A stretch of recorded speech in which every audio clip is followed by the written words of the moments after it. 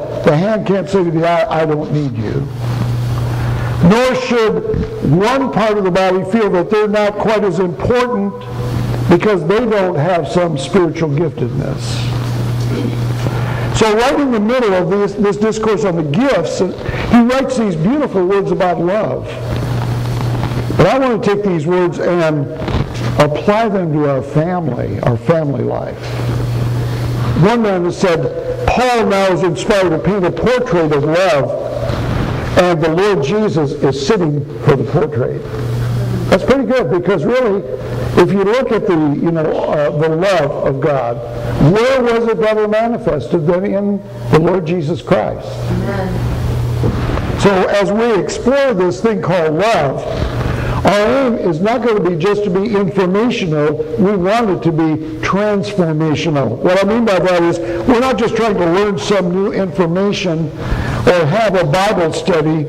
We're going to be examining how to change our lifestyle and our attitudes and our ways of relating to those in our family in a new and more Christ-like way. Have you ever seen where, say, like the sunlight shines in a prism and the light refracts out to all different colors? Paul is shining the love of God through a spiritual prism to show forth the many facets of love. And really, if you look at all of these are not adjectives. He isn't really saying love is patient. He isn't saying love is kind. In the original language, he's using them more like verbs. And so I'm going to try to bring that out to us as we go. The first word, good place to start. Love is patient. Love is patient. Actually, the Greek says, love consciously practices being patient. Love consciously practices being patient. Or the other word for it is long-suffering. Patient with people and patient with circumstances. Not only do you raise your hand, but do you think there might just possibly be a need for a little more patience in your home? A little more long-suffering in your home? I like what John MacArthur wrote about this. He tells a story about Abraham Lincoln. John says, one of Abraham Lincoln's earliest political enemies was Edwin M. Stanton. He was, in the truest sense, a political foe. But he didn't stop at disagreeing with Lincoln. He called Lincoln a low, cunning clown.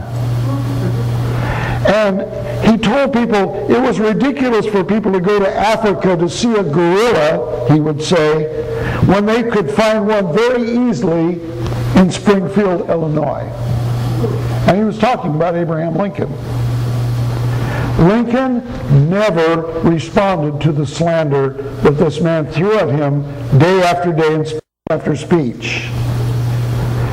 But when, as president, Abraham Lincoln needed a Secretary of War, he chose Edwin M. Stanton.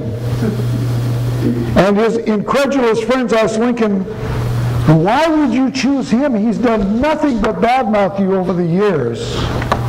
And Lincoln replied, because he's the best man for the job.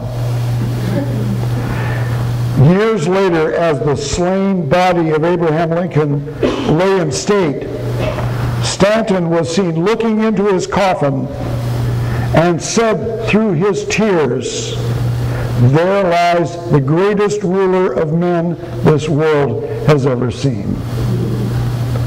His animosity was finally broken by Lincoln's refusal to be retaliatory. You see, Proverbs says, a soft answer turns away wrath. There is a place in the life of a Christian to answer their critics, but most of the time, no. We don't need to do that. I love Billy Graham. When Billy Graham was president of a Christian, when Billy Graham was just starting his evangelistic crusades, There was a president of a Christian college who often criticized Billy Graham and forbade the students in his college to go to one of his rallies. Billy Graham never said one word about that man. And God continued to bless Billy Graham. Patience, long-suffering. What is it? Well, it's not indifference. It's not that you don't receive it. It's not that you don't care. Patience is actively initiating grace into a situation. I'm sure that both Dr. Graham and President Lincoln were hurt by what was said about them. But rather than retaliating, they took the high road and did not fire back or badmouth those people. So who do you hear about today? Abraham Lincoln or Edwin M. Stanton? And who do you hear about today? Billy Graham or that college president? Forbearance is another word for this term. Slowness to repay evil for evil. Turning the other cheek. I want to say to us something we already know. That is not natural to our fallen human nature.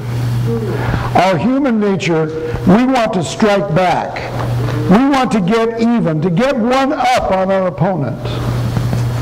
And nowhere is this sadder to observe than among the members of our family, especially between the husband and the wife. This need to win an argument. I actually had one lady say in the parking lot of a church I pastored long ago in a galaxy far away, she said, and I quote, "I'll get even with him if it's the last thing I do." And I thought, well, as I've said so many times, that's a stupid statement. That's a foolish statement. Nobody ever gets even. Nobody ever gets even.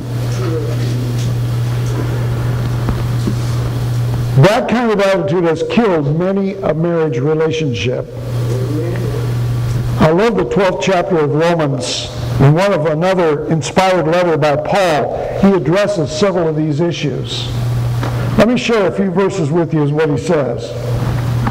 Romans 12:14.